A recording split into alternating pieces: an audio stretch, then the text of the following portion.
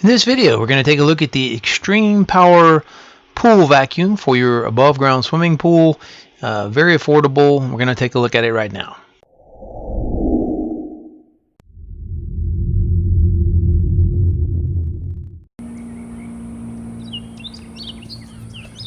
Alright, good morning. I want to share with you something that you'll have to do for your above ground pool is to periodically vacuum it somehow.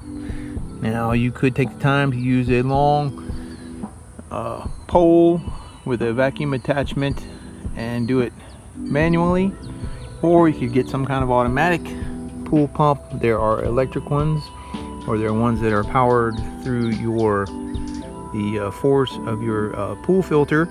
I have one that I use through the pool filter. Those are generally less expensive than the electric ones. And you can see here on the bottom of my pool I have little residue from I guess little pieces of dirt and chlorine making the making the algae fall to the bottom of the pool.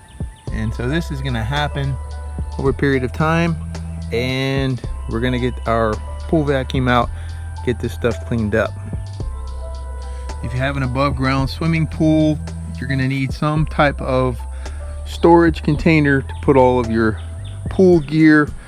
We got this thing here several years back. I don't remember where we got it, but it's from Rubbermaid, and it is now working good. We had it was kind of got knocked out of its little slots, so we were having problems with it for a while, but we got it working good now. And right here is my pool vacuum that I use, this teal colored device right here. I have an old one under there. That one was called Diver Dave.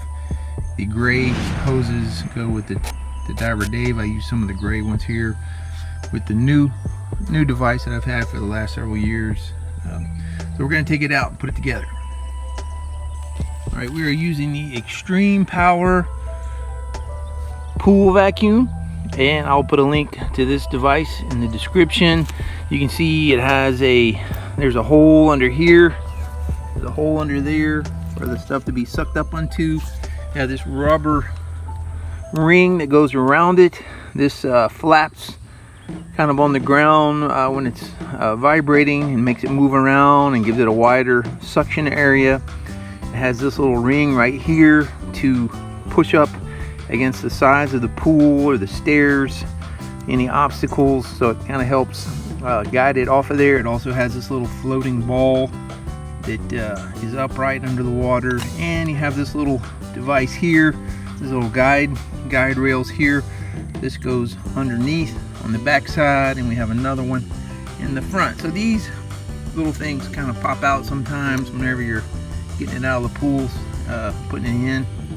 So you need to slide those back in. Also, you need to make sure you got this little ring here guided into the little grooves right here, and then you're going to hook up your hose to the top of it.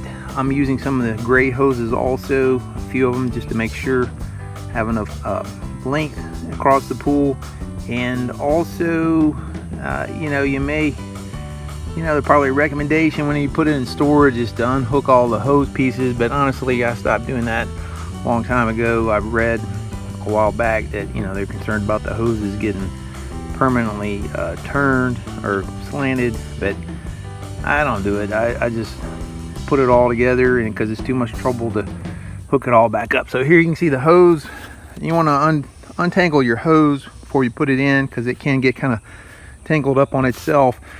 And you can see I'm using a little bit of the gray hose from the other device, and then we have this other pool, the older one that I have, the older pool sweeper, and then we have this flat connection here, and we're gonna suck that right in, and we remove the basket out of the pool, out of the skimmer, and we're gonna put that right in here. Only thing is, whenever you do this, you just got to make sure that you want to probably backwash the pool before you hook this in, and make sure you got a good strong filter flow coming back in after you can backwash and you can rinse and then put it on filter.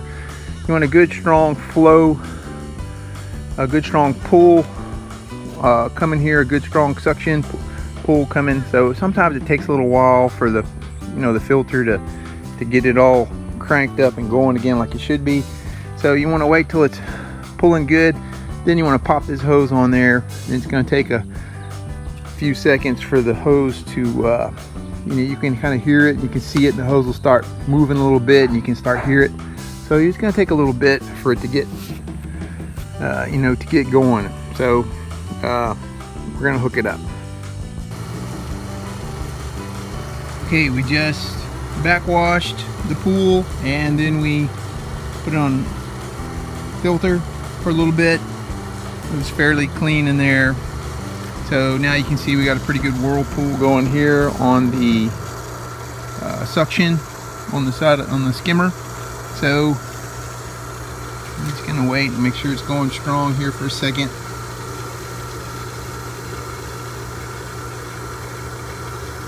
So sometimes when you put this on here, it doesn't really catch and you don't get the results you need. So it just sometimes you got to be patient and just try it a couple times. But right now, the idea is the pool vacuum is gonna go around the pool with the power of this water suction, and it's gonna have a little popping noise, and it goes around the pool and it sucks it up. Now it's completely random. Sometimes you may want to check on it from time to time and guide it. And they get hung up on my stairs over there sometimes. So just check on it throughout the time that it's running, but you know, it does a pretty good job. It's not perfect. There may be areas where it just doesn't want to go for some reason, and you may have to guide it through that a little bit. I've actually used my my pole for my net to actually push the hose a little bit in the direction I want it to go. So I've done that before. So anyway, all right, let's see if we can get it going here.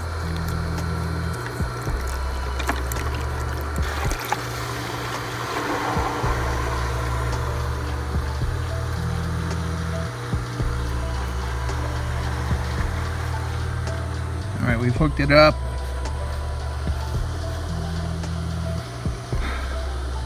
You see nothing's happening right now, so it's going to take a little bit of patience here.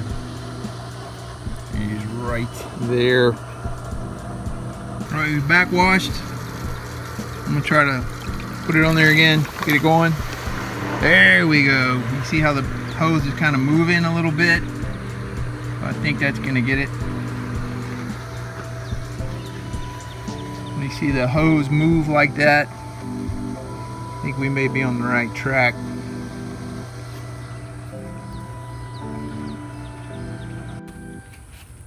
Okay, I've tried it a couple times and the pool suction is not good enough, so it's not cooperating right now. So what I'm gonna do is got this little secondary basket on the pool motor.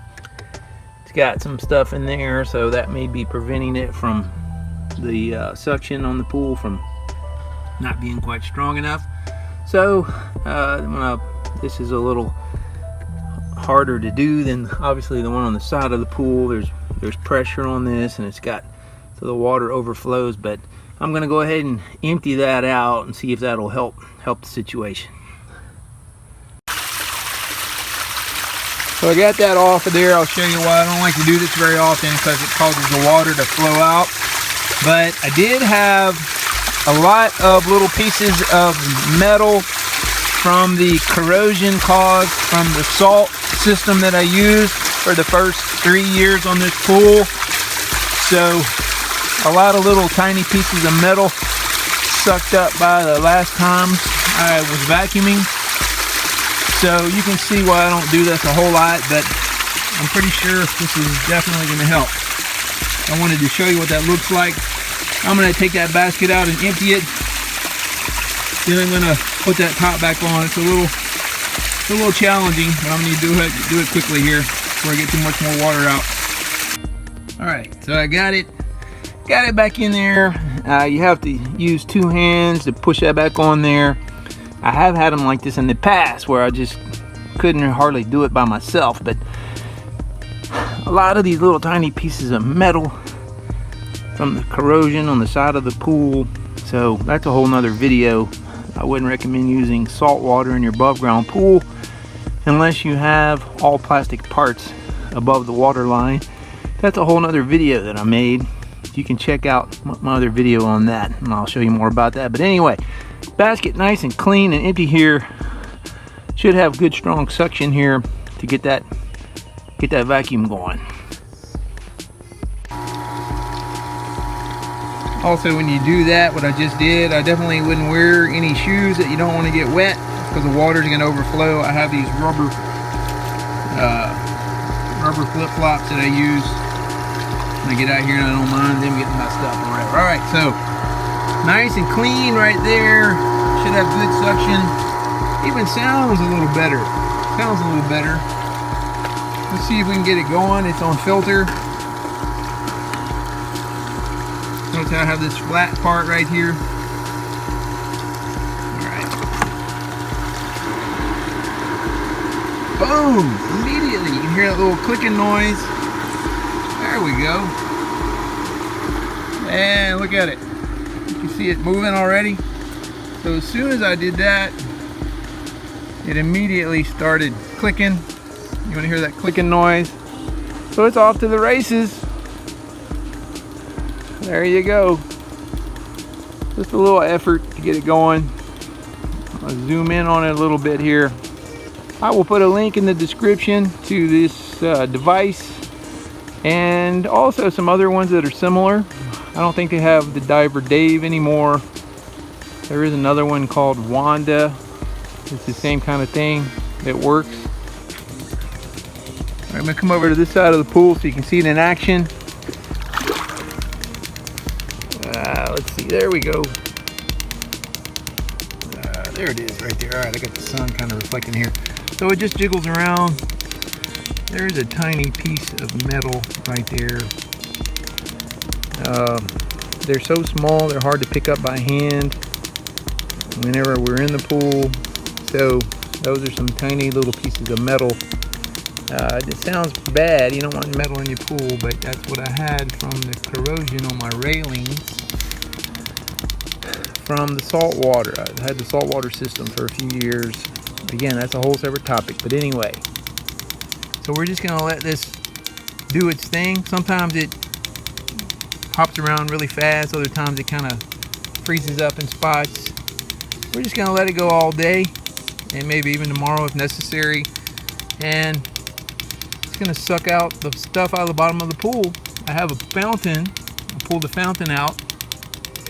And also we have some new lights on the side of the pool, little magnetic lights. Again, that's another video I made about the lights. These things right here. So I put them, they're held up by magnets, so I put them on the side of the railings instead of in the pool because this thing vibrates up on the side, so I didn't want any of those to drop down to the bottom of the pool. So it's going kind of slow right now, but just leave it and let it do its thing. And vacuuming to filter. You do the waste, all the water is going to go out of the pool, and the water is not green. So anything that's sucked out of here, the little metal pieces will get caught by that basket I just emptied. Any other little leaves or debris like that. The fine particles will go into the sand in the filter, and those will be cleaned out, and on the return of the water coming back into the pool should be in better shape. All right, that is the pool vacuum, which is generally no more than $100 in that price range, $100, or maybe not too much more.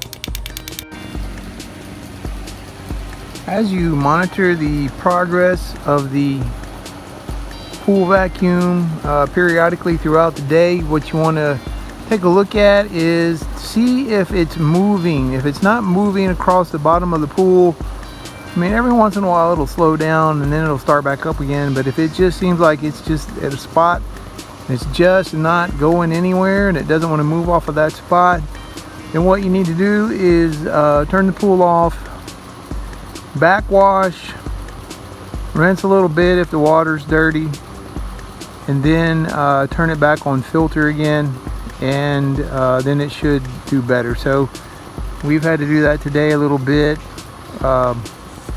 Just backwash it, and get it flushed out a little bit, and then turn it back on. You'll notice, you'll hear the clicking noise will be a lot faster, and you should have some better results.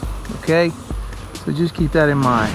So it is kind of a set it and forget it a little bit, but you do need to check on it some and throughout the day, just to make sure that it's moving around and, you know, cleaning up the dirt like it's supposed to. All right.